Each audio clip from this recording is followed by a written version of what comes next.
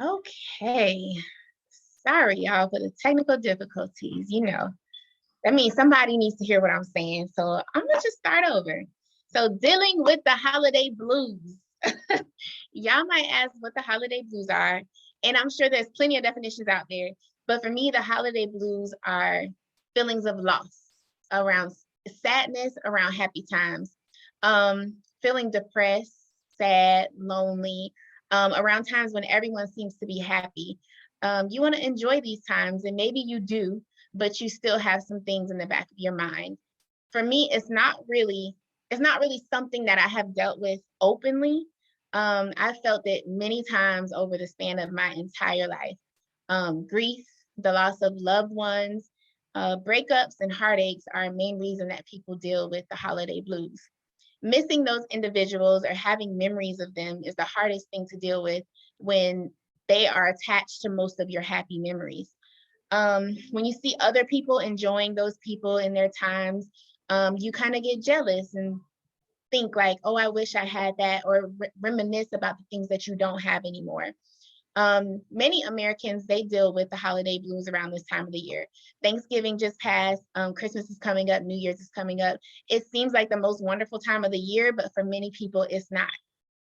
There could be reminders everywhere that you're alone or without.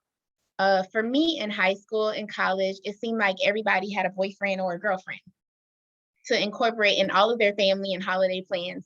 I just never had that.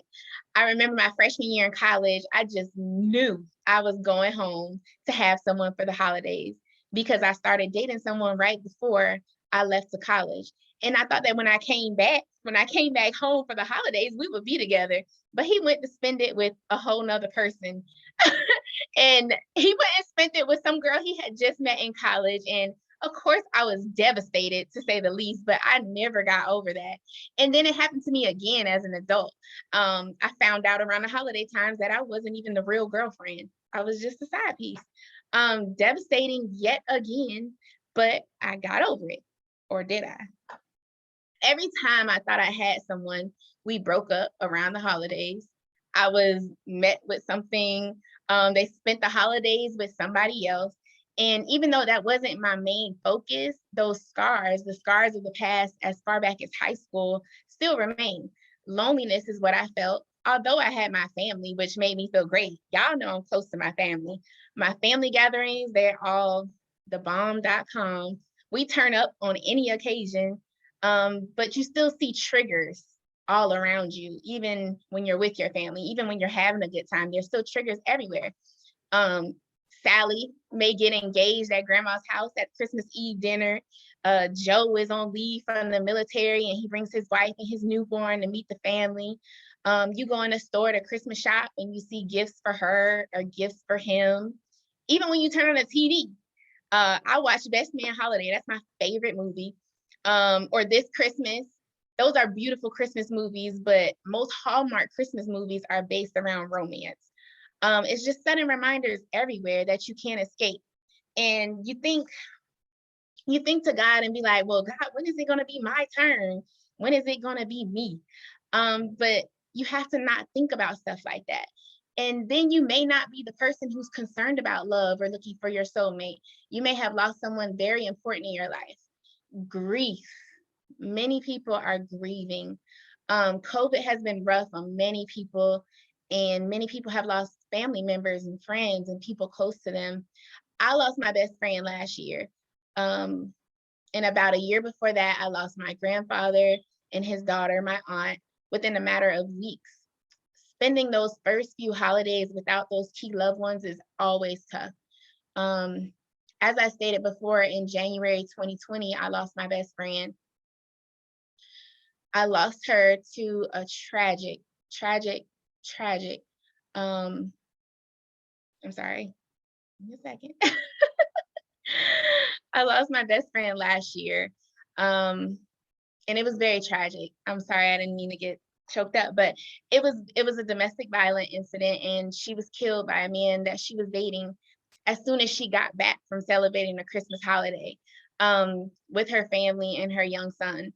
She was the friend who was so excited about putting up our trees. We put up our trees on November 1st. No ifs and or buts about it. I see now a lot of people are getting like us by putting up their trees early, but nope, me and my best friend started that. We would put up our trees on November 1st and take them down together, which would be kind of like far after the new year. The last time we put up our trees, she never got to take hers down. Her mom shared with me in the last conversation on the day before she passed away. I guess her and her mom were FaceTiming each other, and her mom was like, "Why is your tree still up?" And she was like, "Oh, I'm waiting on Shay to tell me when to take it down." Those are memories that can be triggering. Because she waited on me to take her tree down, she never got to take her tree down. And last year, I solicited help from a couple of my friends to help me put my tree up, so I would be kind of distracted. But this year, I put up my tree and everything by myself, and it was actually very hard for me. It was as if she kind of just passed away within the last few months. Everything I put up was a memory. For people who have lost parents, you may remember how your parents struggled to provide the best Christmas for you and your siblings, how they gave you your favorite gifts. For people who have lost siblings, you may remember how you used to fight over Christmas toys or eat up all the leftovers, eat up all the pie. I love sweet potato pie. I make that all the time. For people who have lost children, seeing toy commercials or all the toys and video games out in the stores, taking your child to see Santa Claus, it won't happen again. For people who have lost spouses, you may remember cuddling up on Christmas Eve to watch movies or visiting your in-laws for the holidays, which can be full of drama, but it's always fun. For people who have lost any other type of family member or friend, having one less person to participate in the gift exchange with leaves an empty space in your heart or in your mind. It's not just the holidays either. It can be birthdays too. You can experience blues around birthdays of your loved ones. I know my last two birthdays, they've been specifically hard because my best friend always went out of her way to make them special for me. Having the holiday blues is really classified as holiday depression. According to the National Alliance of Mental Health, 64% of people deal with holiday depression. According to another recent survey by them, they surveyed 1,000 people.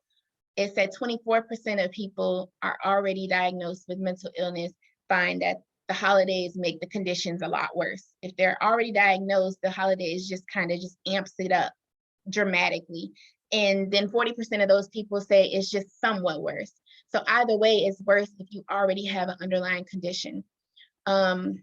Of those 1,000 people, 755 of the people reported that holidays contribute to feelings of sadness, being dissatisfied, or being financially strained.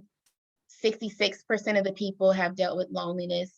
63% of those people say it's too much pressure, and 57% of people say it's unrealistic expectations that bog them down.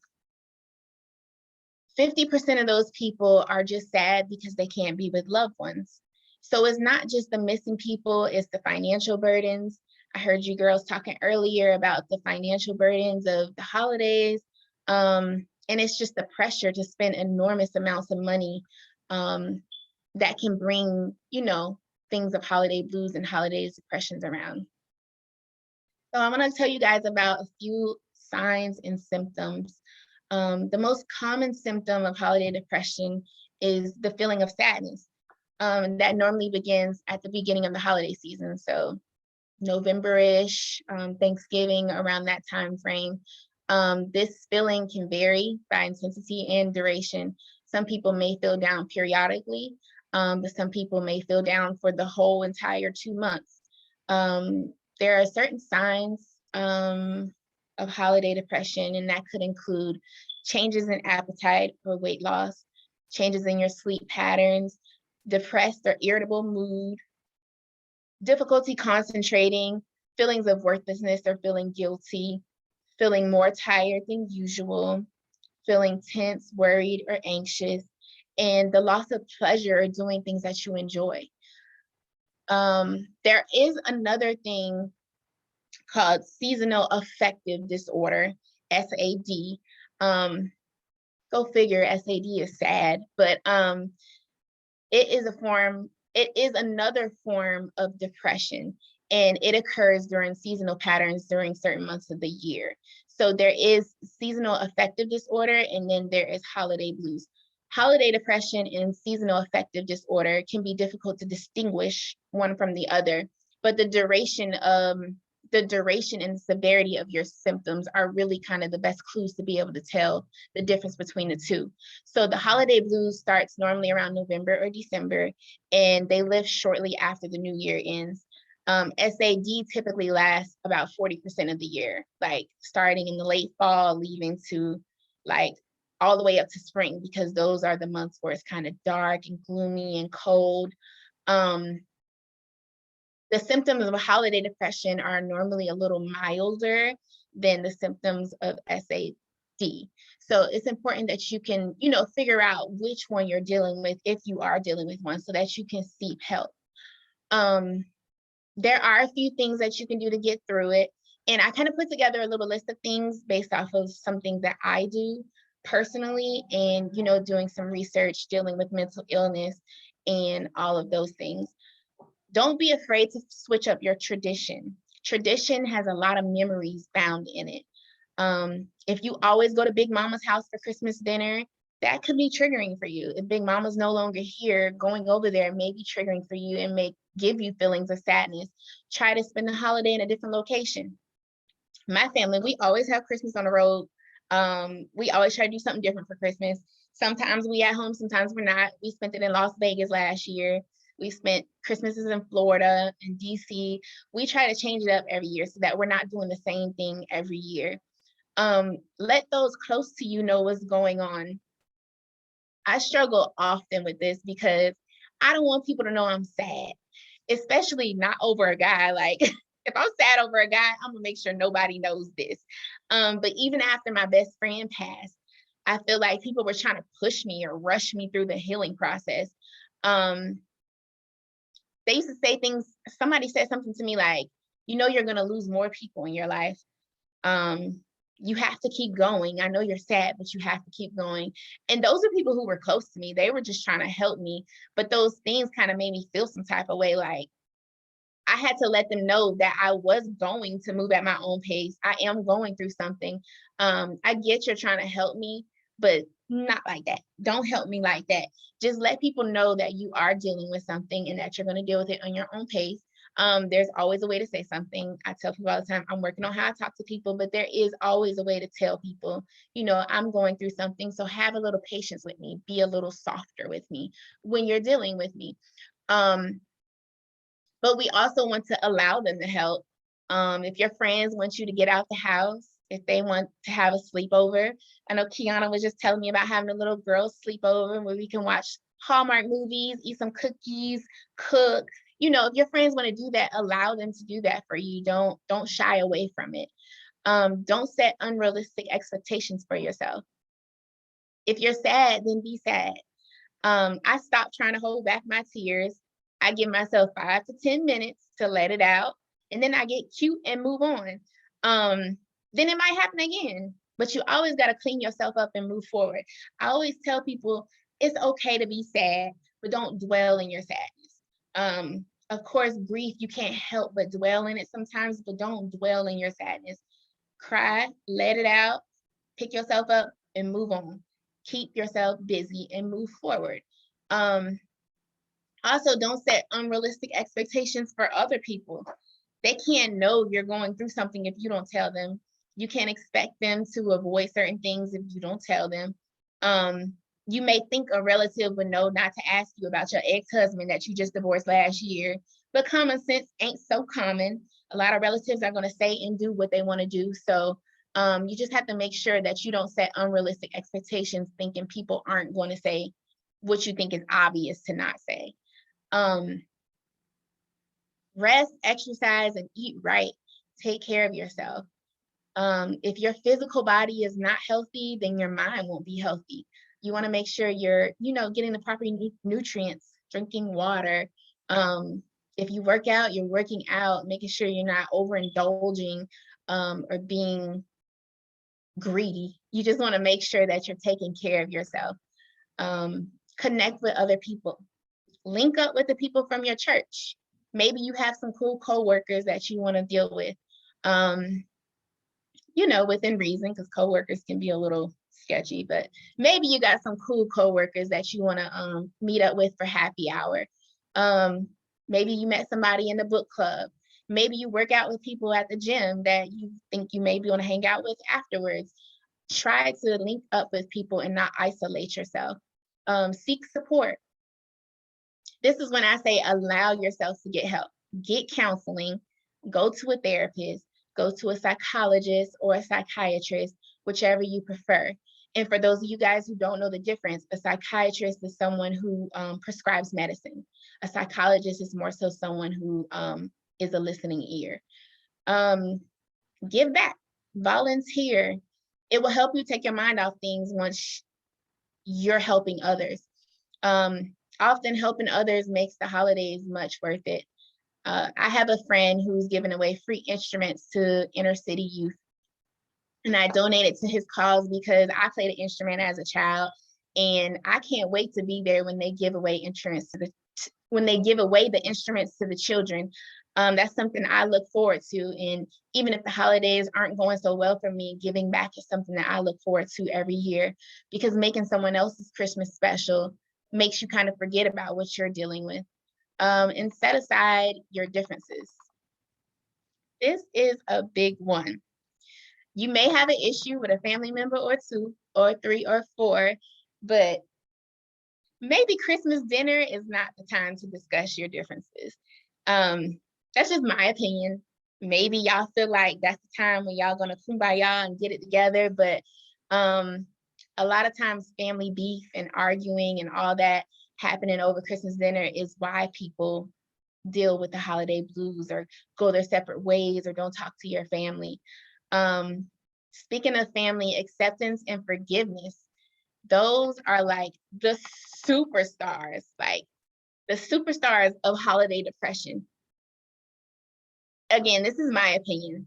I feel like a lot of times we can't accept that life is just different. We can't accept that we lost our loved one, or we can't forgive.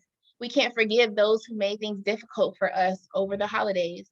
Forgiveness and acceptance are literally the two keys that will help you be able to get through the holiday blues. Forgive, heal, and restore. Those are some words that God gave me earlier this year, and I have them written on my mirror. I pray to God daily to help me forgive so that I can heal, so he can restore what I may have felt that I lost. Even if I didn't lose it, I know that God will give it back to me 10 times better. So I often say to myself when I wake up, like, forgive, heal, and restore, because without forgiveness, you can't heal, and God can't restore anything. So, and God can't restore it. So it's best to make sure you do it in that order. Stick to a budget. Like we were talking about earlier, Lisa was giving us some tips on Christmas shopping and, you know, clearances and different things, sales. You want to make sure before you go Christmas shopping for the kids, before you figure out what you're going to cook for dinner, make sure that you get a budget and stick to it. This is the most stressful part of the holiday season, is watching your coin. Make sure you stick to a budget that you have decided for you and your household. Make time for yourself. Don't forget to make time for yourself. Get you a good book. If you need some recommendations, you know, Queendom Business Book Club, I got you. Get a good book. And that can help you get through a lot of times when your mind wanders, is getting yourself lost in a book. Then your mind won't wander to what other people are doing and what other people have that you think that you don't have. Play some giddy Christmas music and watch some kids' Christmas movies. But like I said earlier, if you know that the other stuff is going to make you sad, I have to really guard my mind and my eyes with this, because a lot of Christmas movies are romantic. They're based off family. They're based off love. If this is triggering for you, then stick to the Polar Express, stick to the Grinch. Don't watch none of that other stuff if it's going to take you back. And Christmas music is almost always about love. Like, it's always about love. If you're not there yet, you might want to play some Kids Bop or I don't know. I Saw Mommy Kissing Santa Claus, maybe the Jackson 5. That's probably like your best bet. Because a lot of Christmas music is very romantic if that's something that you struggle with. Gratitude. I say this all the time, gratitude, gratitude, gratitude. Instead of focusing on what you don't have, focus on what you do have. I sent you guys a journal. Use that journal I sent you guys. Write something positive in it. Write things that you're thankful for. Because gratitude will take you a really long way. Yes, we are sad. No reason, no shame. There's no reason to be ashamed because if truth be told, you're not the only one. A lot of people are dealing with what you're dealing with. So you don't have to be ashamed about admitting you're sad. We miss our loved ones. I miss my best friend like crazy. Like I miss my grandparents. I miss my grandparents. It's life and it's okay to miss them. We wish our grandpa was here. I wish my best friend was here. We miss our parents who have passed away during this holiday season. Maybe we miss our kids who have preceded us and passed on before us. It's hard to think about those that are missing from around the dinner table this year, but you want to keep their legacy alive. And a lot of times, if they were still here, they wouldn't want you to be sad and moping over missing them. You want to remember them, but don't dwell in your grief. The holidays don't last forever, so take things day by day. For me, I have to take it hour by hour, minute by minute. Because, 1 minute I'm fine, the next minute I'm not. Don't think of things as a whole, as the big picture, because then it makes it overwhelming. If you take things in bite-sized pieces, they're easier to handle. It just taking it in strides, being resilient, keeping it going, waking up day to day, thanking God for his blessings, having gratitude. And I pray that God can get you through whatever you're struggling with. If he got me through it, I know he can do it for you. And like I told you guys, I've been dealing with this for a very long time. But I always keep in mind that everything is working for our good. In Romans 8:28, it says that everything is working for our good. So that means the good, the bad, the ugly, the happy, the sad. God is going to work it all out. It all will work out in the end. Everything, the crazy. Everything will work out in the end. So just hang on, because we're going to get through these holidays regardless, because, time stops for no one, but we're going to get through it. We're going to get through it. And that's all I have for y'all today on the holiday blues. Does anyone have anything to say? I think I just want to say this. When you talked about loss, I lost both of my parents at a young age. And Christmas was kind of like those traditions that we did certain things together. So my new thing for Christmas is trying to do something different every year. What new adventure can we put together for this year to make it exciting? Because at the end of the day, even though we've lost some people that we really love, what would their intention be for us? My mom wouldn't want me to be around sad. She wouldn't want me to not have experiences. So I have to put into consideration that a part of me being able to move on and being able to deal with life is based on wishes that my loved one would have had for me. And I think I put that in perspective. So I try to create a new adventure, for lack of a better word, when it comes to those particular times. So that's what helps me. Thank you for sharing that, Lisa. Anyone else want to say anything?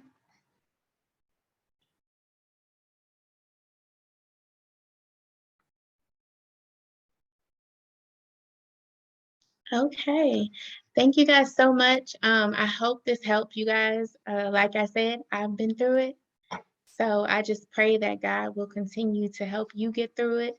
You're not the only person who's dealing with it. So take it in strides. Take it in strides.